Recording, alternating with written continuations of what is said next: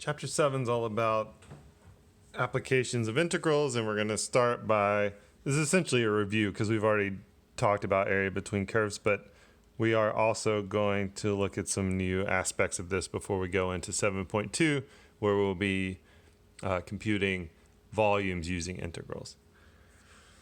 But let's remember how to compute area between two curves using an integral. So let's say we want to compute this area in blue here between a and b, some values on the x-axis. And we have two functions described by equations y equals g of x and y equals f of x. Then a and b will serve as our bounds for our integral if we take it in the direction of x. And then f of x is sort of like, you know, always think about this as like the ceiling of our space, and g of x is the floor. And we're going to subtract the floor from the ceiling, and that'll give us the area. Later on in this section, we're also going to, this is what we've done before. Later on, we're also going to look at, sometimes our functions will be sort of arranged in a way, or the region where we want to talk about will be arranged in a way that we might want to describe it in terms of y instead of in terms of x. And let me just sort of, let's draw a picture here that might.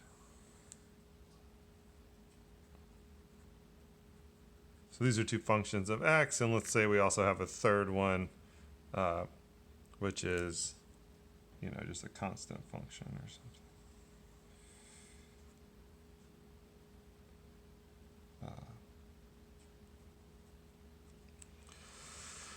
And let's say we want to describe the area in here. Well, it might be better, and it'll depend on specific situations, to, instead of going from a to b between these two values down here,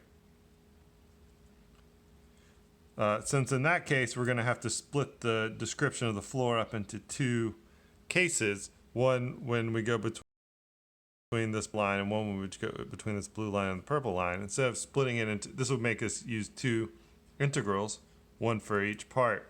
Instead of doing that, we might want to rewrite, you know, these functions in terms of y's instead of terms of x's, and then think about going in the y direction. So our a and b, so this could be a and this could be b in the y direction.